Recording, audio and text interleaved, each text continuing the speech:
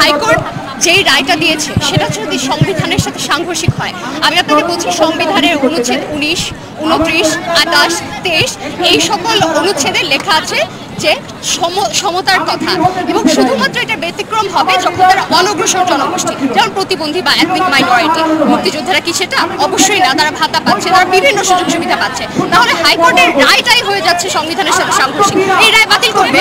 আমরা চাই যে একটা সার্ভে করা হবে যে এথনিক মাইনরিটি অথবা যারা প্রতিবন্ধী তাদের জন্য, তাদের সহায়তায়, তাদেরকে অগ্রসর জনগোষ্ঠীতে আনার জন্য যতটুকু প্রয়োজন হয়, যৌক্তিক যতটুকু ততটুকু।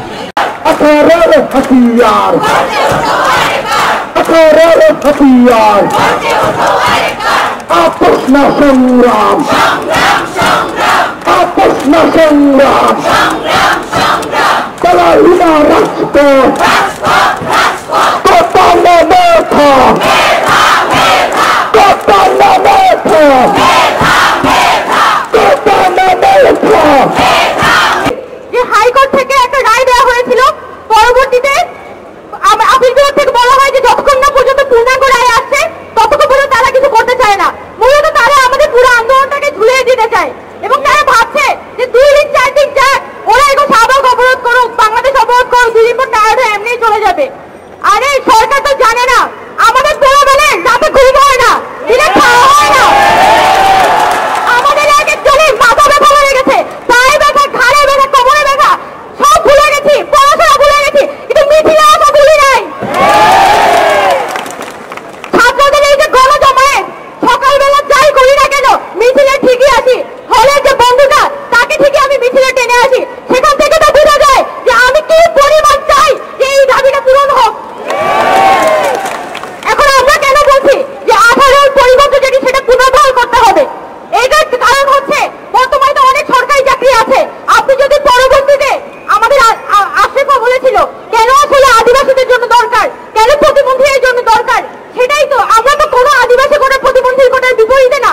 আমরা বলেছি যে কমিশন গঠন করে আপনারা আদিবাসী কোটা এবং যে প্রতিবন্ধী কোটা, এখানে অনগ্রসর জনগোষ্ঠীর জন্য কতটুকু আপনাদের করে দরকার সেটা আপনারা সার্ভে করে বের করে আনেন। সেটা তো ছাত্রদের কাজ না, এটা তো সরকারি ইনস্টিটিউশন আছে এগুলো করার জন্য। এখন ছাত্ররা যখন, তাহলে কেন আমরা 18 পরিবর্তনটা পুনর্বহালের কথা বলছি? কারণ আপনি কারণ আমরা তো জানি আমাদের যে সিস্টেম কেমন।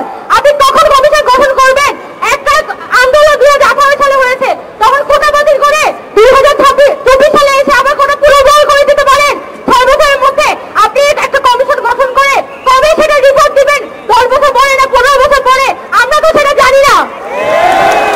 সেজন্য আমরা চাই যে এই ইন্টারিম সময়তে, এই অন্তর্বর্তীকালীন সময়ে এই যে 18 সালের পরিবর্তনটি সরকার দিয়েছিল অক্টোবর মাসে, সেই পরিবর্তনই যাতে আবার পুনর্বহাল করা হয়, যাতে এই সময়টাতে আমাদের যে ছাত্রছাত্রীরা পরীক্ষা দিবে তাদেরকে যাতে বঞ্চিত হতে না হয়। আমি অনেক কথা বলেছি, খুব বেশি কথা বাড়াবো না। সবাই আজকে যে আপুরা আমরা সুফিয়া কামাল হল থেকে মিছিল করে এসেছিলাম, আমাদের কারোই আসলে ঘুম হচ্ছে না। দিনের পর দিন এত পরিশ্রম যাচ্ছে, রাতে খাওয়া হয় না, সকালে ঘুম হয় না, মানে রীতিমতো একটা বেহাদের অবস্থা। কিন্তু আমরা জানি যে এত কষ্টের মধ্যেও আমরা কিন্তু ঠিকই আমরা যখন হল গেটের বাইরে ওয়েট করি যে আচ্ছা আজকে কি মেয়েরা আসবে, যখন দেখি দলে দলে মেয়েরা বের হয়ে আসছে, তখন আসলে বুকের মধ্যে শান্তিটা পাই এবং আমরা বুঝতে পারি যে না, আমাদের এই আন্দোলন সফল হবে, সরকার আমাদের দমায় রাখতে পারবে না। আমাদের যে ভাইয়া আপুরা দিনের পর দিন হলের যে ভাইয়া আপুরা দিনের পর দিন আন্দোলন করে যাচ্ছেন, তাদের সবাইকে আমার পক্ষ থেকে হাজার হাজার সালাম। আমি আমার বক্তব্য এখানেই শেষ করছি। সবাইকে শুভেচ্ছা। সবাইকে ধন্যবাদ। আমি যেমন পারে ইসলাম মেঘনা বলছি রোকেয়া হল থেকে। রোকেয়া হলের মেয়ে সবাইকে ধন্যবাদ যে সবাই এসেছেন এবং বাকি যারা এসেছেন সবাইকে অসংখ্য ধন্যবাদ। আমি কবি শামসুর রহমানের একটি কবিতা আপনাদেরকে মনে করে দিতে চাই। তোমাকে পাওয়ার জন্যে হে স্বাধীনতা, তোমাকে পাওয়ার জন্যে আর কতবার ভাসতে হবে রক্ত গঙ্গায়, আর কতবার দেখতে হবে খান্ডব দাহন, তুমি আসবে বলে হে স্বাধীনতা।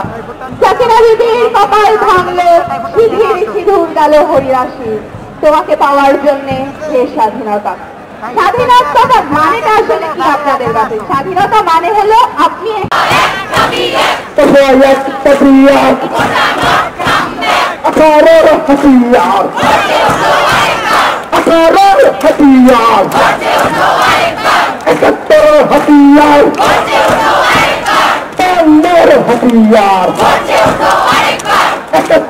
हथियार